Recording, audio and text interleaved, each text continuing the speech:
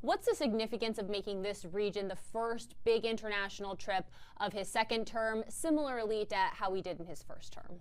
It seems to me that President Trump wants to score wins. That is his nature, after all. And by feeling out these three Arabian countries that he's going to, Saudi Arabia, Qatar, and the United Arab Emirates, he must have gotten great feedback that, yes, they'd like to invest in the United States. Yes, they'd like to tighten the relationship, maybe even a defense cooperation agreement where the U.S. might guarantee their safety. This is something that those Arab countries are interested in.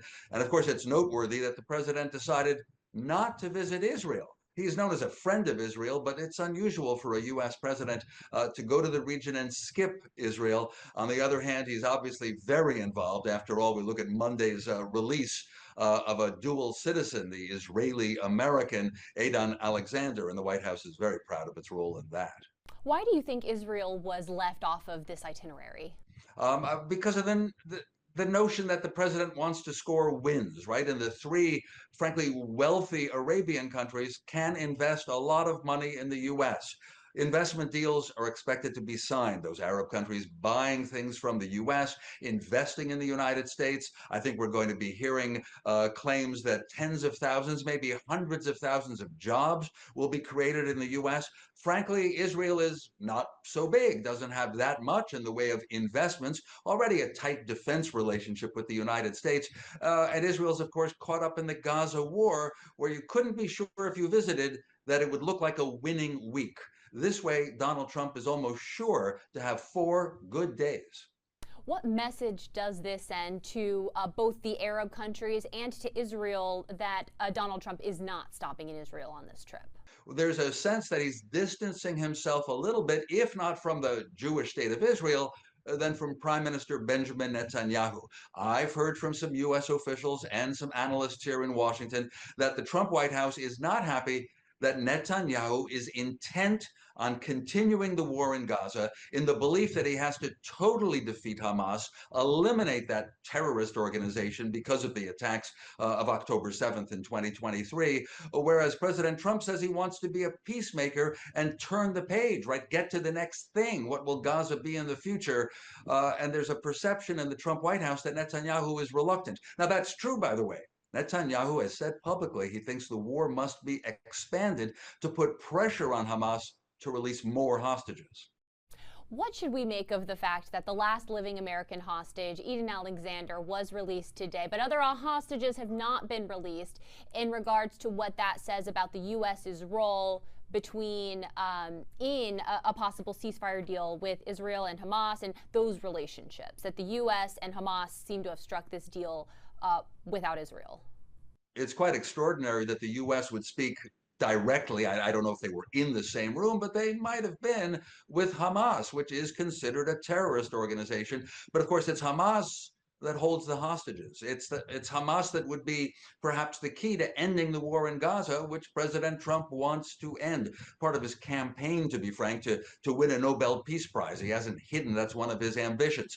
So President Trump said it was okay for his representatives to make a deal with Hamas, with Israel not even involved. And what's special about Adon Alexander, who's been released, is that U.S. citizenship. This was a young man who moved from New Jersey to Israel, joined the army, so he's a citizen of both countries. The other hostages are not Americans.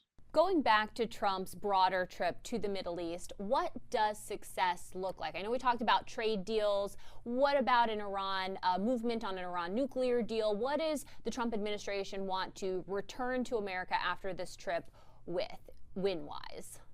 When an American president goes to the Arab world, almost always he has wanted to have the kind of defense relationship where the U.S. feels there are allies there. Qatar, for instance, a very small country that President Trump will be visiting on Thursday, plays host to the largest U.S. military base in the Middle East, with more than 8,000 Americans there.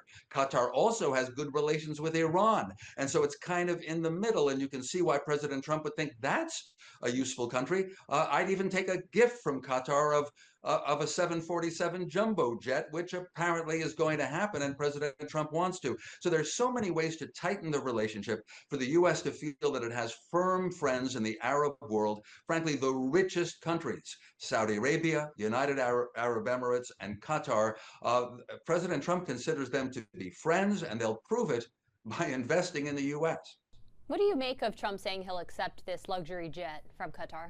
A lot of people think, and I'm a little uncomfortable too, that it looks like a form of bribery. But you could say that the U.S. is already friendly with Qatar. President Trump already likes the royal family of Qatar. There was a time, by the way, 8 years ago when Saudi Arabia was in a big dispute with Qatar, and President Trump took the Saudi side and declared that Qatar is too close to radicals and supporting Hamas and other extremist organizations. But since then, President Trump has become friendly with the royal family, and so he has said, President Trump has said, only a fool would say no to the gift of a jumbo jet.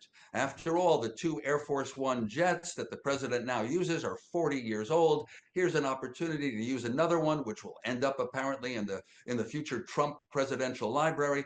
President Trump says it's only logical to take the gift. As I say, other people would see it as kind of a bribe. I'll see it perhaps as evidence that the relationship is very tight. Anything else that you would like to add before I let you go?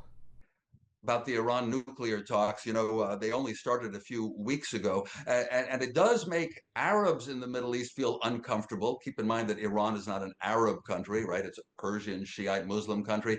And so Saudi Arabia is usually very concerned about Iranian power and influence. And Israel, of course, considers Iran a lethal enemy. And so here's President Trump. Again, he took Prime Minister Netanyahu by surprise, announcing that the U.S. would start nuclear talks with Iran. There's a lot of discomfort there. I think President Trump will have an opportunity to explain to the three wealthy Arab countries that if he can strike a deal with Iran that prevents Iran getting a nuclear bomb, that's got to be good for everybody. I do have one more question before I let you go. Do you think we'll see any military arms deals come out of this trip to the Middle East? I believe Saudi Arabia would like to have some U.S.-made fighter jets. I'm sure everybody involved would like some U.S. weaponry. What do we expect on that front?